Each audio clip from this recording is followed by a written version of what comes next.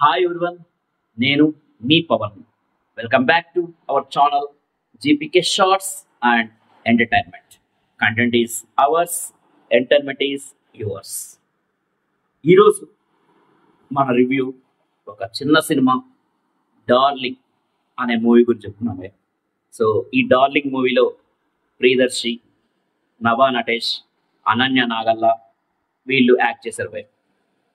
So ఇప్పుడే movie చూసి వస్తున్నాను అని కొంచెం ఫ్రస్ట్రేషన్ ఉంది యాక్ట్లో చెప్పాలంటే. మూవీ చూసిన తర్వాత అంత దారుణంగా ఉంది మూవీ అయితే. ఘోరః ఘోరస్య ఘోరోభ్య. ఇది భయ మూవీ గురించి చెప్పాలంటే. చిన్న సినిమా అంటే నాకు ఫస్ట్ నుంచి ఒక సాఫ్ట్ కార్నర్. చిన్న సినిమా ఎలాగైనా పైకి రావాలి, చిన్న సినిమాలు తీసేవాడు పైకి రావాలని నాకు ఒక ఎయిమ్ ఉంది. సో అందుకే చిన్న సినిమా ఎక్కడొచ్చినా సరే ఎత్తుక్కుంటా అయినా సరే ఆ థియేటర్ ఎక్కడుందో ఆ థియేటర్ పోయి మరీ చూస్తాను. ఎందుకంటే పెద్ద సినిమాని ఎలాగో చాలా మంది చూస్తారు, దానికి మన పుషప్ అవసరం లేదు. బాగుంటే ఇంకా విపరీతంగా చూస్తారు. కానీ చిన్న సినిమా ఇప్పుడుండే పరిస్థితిలో బాగున్నా సరే ఎక్కువ మౌత్ టాక్ లేకపోవడం వల్ల ఆ సినిమాలతో ఆడలేదు, అలాగే అర్ధాంతరంగా థియేటర్ నుంచి వెళ్ళిపోతున్నాయి. కాబట్టి కొంచెం చిన్న సినిమా మీద నాకు సాఫ్ట్ కార్నర్. ఆ సాఫ్ట్ కార్నర్తోనే ఈరోజు విపరీతమైన వర్షం భయం, కానీ ఆ వర్షంలో తడుచుకుంటా కూడా మూవీకి అయితే వెళ్ళాను. డార్లింగ్ మూవీకి ఎలాగైనా ఒక రివ్యూ ఇద్దాం. మనం ఇచ్చే రివ్యూ వల్ల సపోజ్ మూవీ బాగుంటే ఒక 10 మంది చూసినా సరే ఒక చిన్న సినిమాకు మన కాంట్రిబ్యూషన్ మనకుంటుందని ఆ ఉద్దేశంతోనే వెళ్ళాను.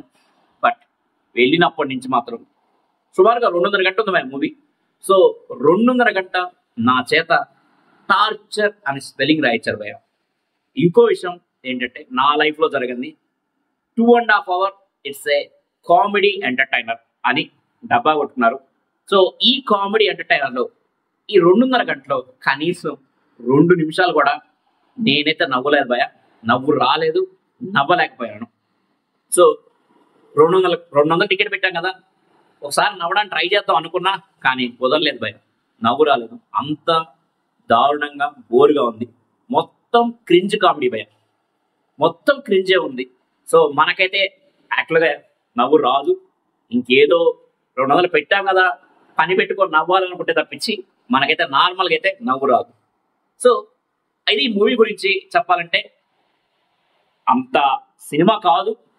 సో ట్రై చేయాల్సిన మూవీ కూడా కాదు. కామ్గా కూర్చోవడం మేలు. ఎందుకంటే 2.5 గంట నేనే కూర్చోలేకపోయినా భయ.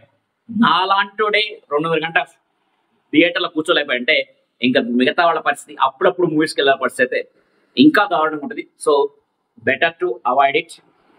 మూవీ స్టోరీకి వస్తే, స్టోరీ ప్లాట్కి వస్తే, ఈ మూవీ డైరెక్టర్ అశ్విన్ రామ్ భయ. సో ఈ అశ్విన్ రామ్ ఎక్కడున్నా సరే నాకైతే మహా ఫ్రస్ట్రేషన్ ఉంది, భయంకరంగా ఉంది. ఒక స్టోరీ రాశాడు భయ. స్టోరీ రాసినప్పుడు క్యారెక్టర్ అనేది ఆ క్యారెక్టర్ని ఎవరికి అది కూడా తనే డిసైడ్ చేసుకోవాలి. సో ఇక్కడ మెయిన్ ఇక్కడ జరిగిందంటే క్యాస్ట్ మిస్ఫైర్ భయ. తను రాసిన స్టోరీకి నభా నటేష్ అనేది అస్సలు సూటబుల్ కాదు. తను అంత హెవీ క్యారెక్టర్ అయితే చేయలేదు. ఇది తెలిసి కూడా డైరెక్టర్ నభా నటేష్ చేయడం, నభా నటేష్ తప్పు ఏం లేదు. ఎందుకంటే నభా నటేష్ దేనికి ఫేమస్ అంటే క్యూట్ లుక్స్, హాట్ లుక్స్, ఇటువంటి క్యారెక్టర్లకి ఫేమస్. సో అంతేగాని ఏకంగా ఒకటేసారి split personality, multi split personality అనే ఒక క్యారెక్టర్ ఇచ్చి మా 2.5 గంట నువ్వే నడిపించమ్మా అంటే అది ఎవరు తప్పు అవుతుంది? ఖచ్చితంగా డైరెక్టర్ తప్పే. సో ఈ విషయంలో డైరెక్టర్ అయితే అట్టర్ ఫెయిల్ అయ్యాడు. సో తను ఆ క్యారెక్టర్స్ అయితే అంత ఎఫెక్టివ్గా చేయలేకపోయింది. ఈవెన్ తన ఏజ్ వల్ల, ఇన్ఎక్స్పీరియన్స్ వల్ల తనకైతే అంత సూటబుల్ కాలేదు ఆ క్యారెక్టర్స్ అంటే మెయిన్ ఏంటంటే స్ప్లిట్ పర్సనాలిటీ. ఫస్ట్ హాఫ్ అంతా split personality. First half an hour అయితే అసలు ఏం నడుస్తుంది సినిమా అనేది నాకైతే అర్థం కాలేదు భయ. సో హాఫ్ అన్ అవర్ తర్వాత కొంచెం ట్రాక్లోకి వస్తుంది. సో మనోడికి పెళ్ళైన తర్వాత ఆ అమ్మాయిలో ఒక స్ప్లిట్ పర్సనాలిటీ వస్తుంది. ఫస్ట్ హాఫ్ అంతా ఈ స్ప్లిట్ పర్సనాలిటీతో మనకి తల మొత్తం తినేస్తారు. ఇప్పటికి కూడా నాకు కొంచెం తలలో నరాలు కొంచెం అటు ఇటుగా ఉన్నాయి. సో ఆ మొత్తం తినేస్తే ఇంటర్వెల్ ట్విస్ట్ ఏంటంటే ఆ అమ్మాయి ఇప్పుడు స్ప్లిట్ పర్సనాలిటీ కాదు, మల్టీ స్ప్లిట్ పర్సనాలిటీ అని చెప్తారు. అబ్బా Satyavara Bhavan second half. So 5 క్యారెక్టర్లు పోయాం. 5 క్యారెక్టర్ రకరకాలుగా వాడుకొని అసలు మల్టీ స్ప్లిట్ పర్సనాలిటీని ఇంత దారుణంగా ఒక క్రింజ్ కామెడీకి యూజ్ చేయొచ్చని నాకు ఫస్ట్ టైం చూశాను భయ. సో బాగాలేదు, అస్సలు దారుణంగా ఉంది. మనం మల్టీ స్ప్లిట్ పర్సన్ చేయొచ్చు, కానీ దానికి ఒక పర్పస్ ఉండాలి. అంతేగాని ఏదో కామిక్గా ఈ స్ప్లిట్ పర్సనాలిటీ అని ఒక కామెడీగా యూజ్ చేసుకోవడానికి నాకైతే అస్సలు నచ్చలేదు. ఇంకో విషయం, ఈ మూవీలో సరే కామెడీ అంటే లేదు, సరే అట్లీస్ట్ మన లేడీస్ గురించి కొన్ని డైలాగ్స్ అయితే బాగా రాసుకున్నారు. ఓకే, వినడానికి బాగున్నాయి dialogues. And emotional point of వ్యూలో కూడా అంత ఎమోషన్స్ అయితే లేవు. ఒక 2 సీన్లు ఏమో మన రఘుబాబు చేసిన ఒక సీను అండ్ ఇంకొక సీను, అది కొంచెం ఒక 2 సీన్లు పర్లేదు ఎమోషనల్ గా, అంతేగా వేళ్ల మీద లెక్క పెట్టుకోవచ్చు ఎమోషనల్ సీన్స్ కూడా. అండ్ ఇంత లేడీ ఓరియంటెడ్ మూవీలో ఎమోషనల్ సీన్స్ వేళ్ల మీద లెక్క పెట్టుకోవడం మన దురదృష్టం. అండ్ కామెడీ గురించి, కామెడీ యాక్టర్స్ గురించి చాలా మంది ఉన్నారు కామెడీ యాక్టర్స్. రఘుబాబు, మురళీధర్ గారు అండ్ మెయిన్ గా బ్రహ్మానందం అండ్ మన 20/30లో ఉండే comedy actor and mad senior, వీళ్ళందరూ చాలా మంది ఉన్నారు. కానీ ఎవ్వరు మాత్రం కరెక్ట్ గా యూస్ కాలేదు ఈ మూవీకి. సో బ్రహ్మానందం, మెయిన్ గా బ్రహ్మానందం లాంటి యాక్టర్ కాల్ షీట్ ఇచ్చినప్పుడు కంపల్సరీ దాన్ని చాలా యూటిలైజ్ చేసుకోవాలి. కానీ డైరెక్టర్ అయితే ఆ పని చేయలేకపోయాడు.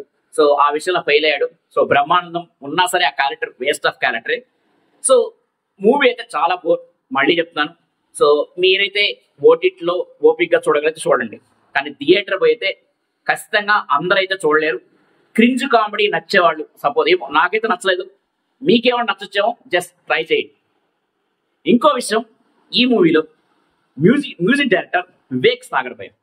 వివేక్ సాగర్ అంటే ఎటువంటి మ్యూజిక్ ఇచ్చాడో మనకు ఒక ఐడియా ఉంది. కానీ ఈ మూవీ వివేక్ సాగర్ అంటే నేనైతే నమ్మలేకపోయినా.